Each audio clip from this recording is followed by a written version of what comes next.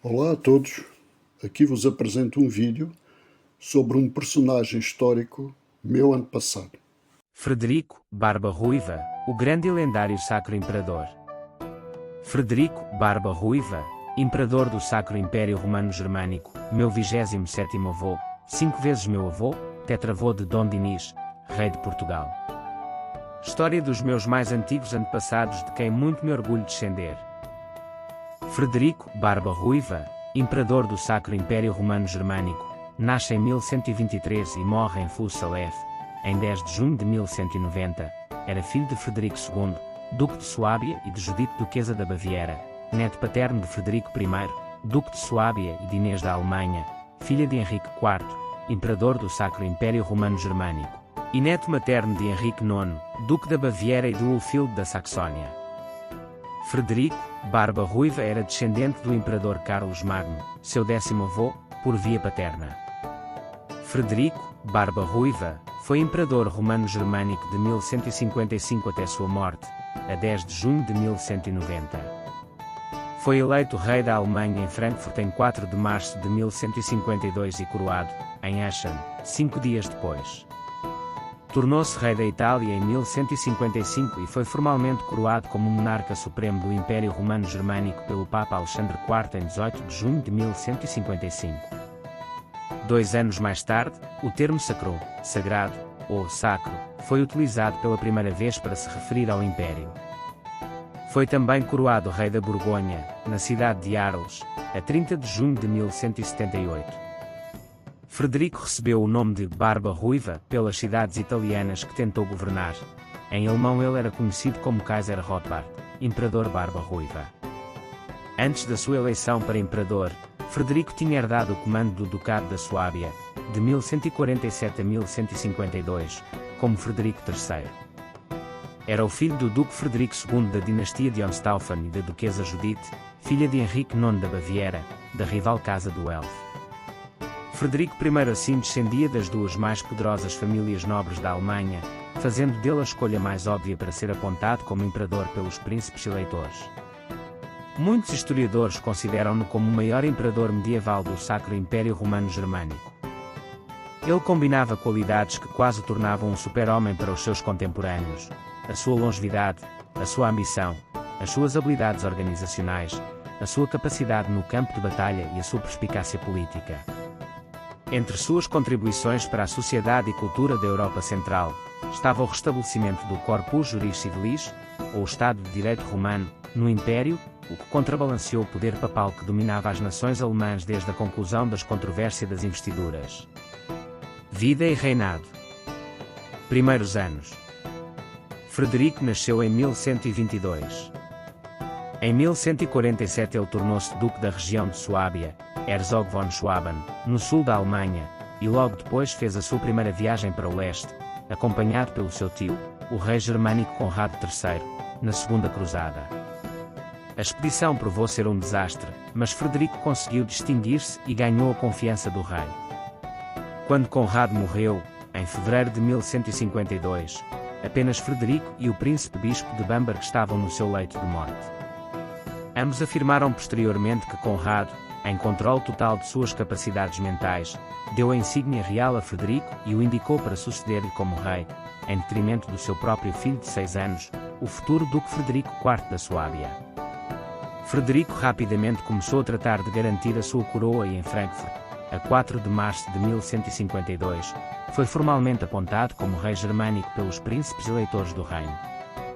Frederico foi então coroado rei dos romanos em Aachen a 9 de março de 1152.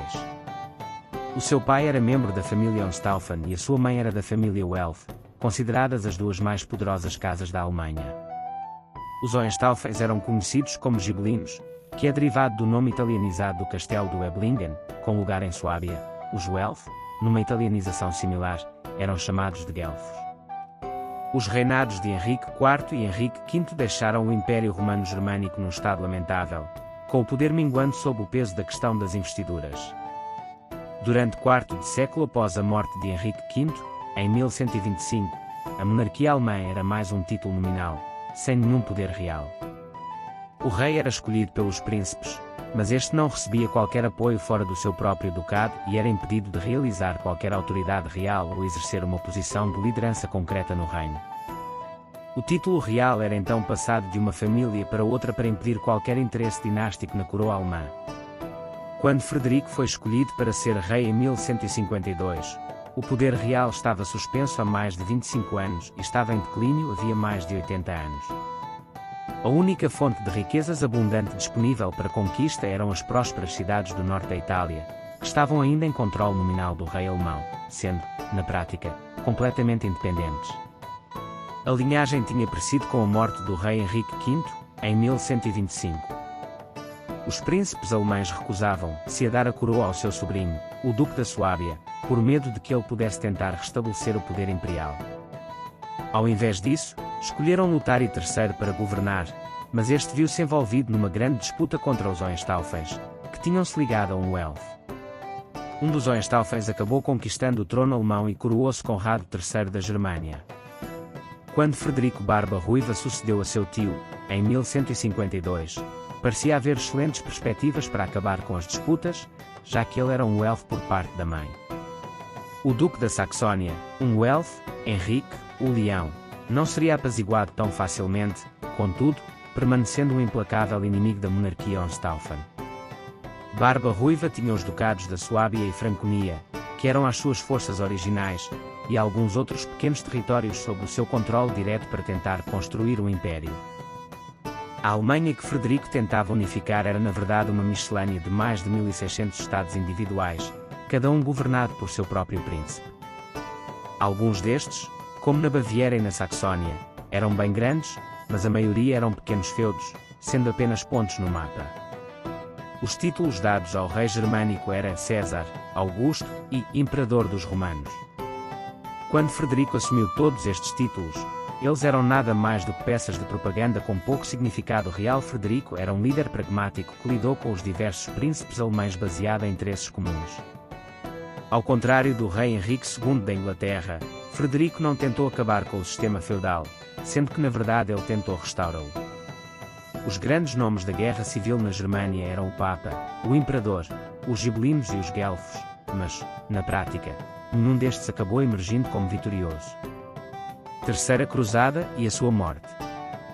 O Papa Urbano III faleceu em 1187 e foi sucedido por Gregório VIII, que estava mais preocupado com as notícias turbulentas que vinham da Terra Santa do que com as disputas de poder com Barba Ruiva.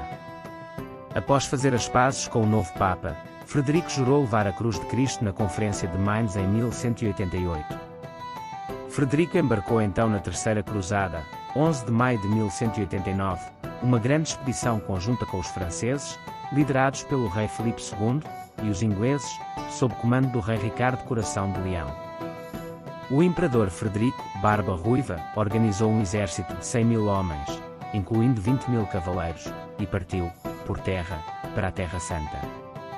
Alguns historiadores, contudo, acreditam que estes números são exagerados e que na verdade o número de soldados que levou girava em torno de 15 mil homens, incluindo 3 mil cavaleiros.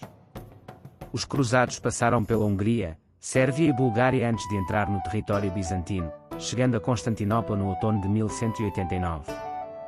A situação era complicada devido a um pacto secreto do imperador de Constantinopla e Saladino, o líder dos sarracenos, que Frederico ficou conhecendo devido a um aviso que chegou a ele através de uma carta de Sibila, ex-rainha de Jerusalém. Enquanto estava na Hungria, Barba Ruiva pessoalmente pediu ao príncipe Géza, irmão do rei Bela III da Hungria, para se juntar à cruzada. O rei concordou e o exército húngaro de 2 mil homens liderados por Géza escoltou as forças do imperador alemão. Os exércitos vindos da Europa Ocidental passaram pela Anatólia, onde foram vitoriosos ao conquistarem Axir e derrotaram os turcos na Batalha de Icónio entrando na Arménia. A aproximação da numerosa tropa alemã preocupava Saladino e outros líderes muçulmanos, que começaram a reunir as suas próprias forças para confrontar os homens de Barba Ruiva. A 10 de junho de 1190, o imperador Frederico Barba Ruiva morre afogado no rio Salef, perto do castelo de Silifke. Relatos do evento são contraditórios. Alguns historiadores acreditam que ele pode ter tido um ataque cardíaco. Alguns dos homens de Frederico colocaram o seu corpo num barril cheio de vinagre a fim de o preservarem. A morte de Frederico deixou o seu exército em situação caótica. Sem liderança, em pânico e atacados por todos os lados pelos turcos, muitos alemães desertaram, foram mortos ou cometeram suicídio. Apenas 5.000 soldados, uma pequena fração da sua força original, chegou em Acre. O filho de Barba Ruiva, Frederico VI da Suábia, levou os restos do imperador junto com o seu exército, ao lado das forças húngaras ainda sob comando do príncipe Géza, com o objetivo de sepultá-lo em Jerusalém, mas os esforços de conservar o seu corpo em vinagre falharam. Assim, o corpo foi levado para a igreja de São Pedro em Antioquia, os seus ossos para a catedral de Tiro e seu coração e órgãos internos para Tarso. O fim inesperado da vida de Frederico deixou o comando das forças dos cruzados nas mãos dos rivais Filipe II e Ricardo Coração de Leão, que tinham viajado à Palestina de forma separada pelo mar e eventualmente levou à sua dissolução. Ricardo continuou para o leste onde derrotou Saladino em diversas batalhas, conquistando muitos territórios na costa palestina, mas falhou no objetivo principal da guerra, que era conquistar Jerusalém. Ricardo então retrocedeu para os seus domínios na Europa Ocidental, o chamado Império Angevino, e assinou o Tratado de Ramla, concordando que Jerusalém permaneceria sob controle muçulmano enquanto permitisse que peregrinos cristãos, desarmados e comerciantes pudessem visitar a cidade. O tratado também reduziu o Reino Latino para uma costa geopolítica que se estendia de Tiro até Jaffa. A lenda do Imperador Adormecido.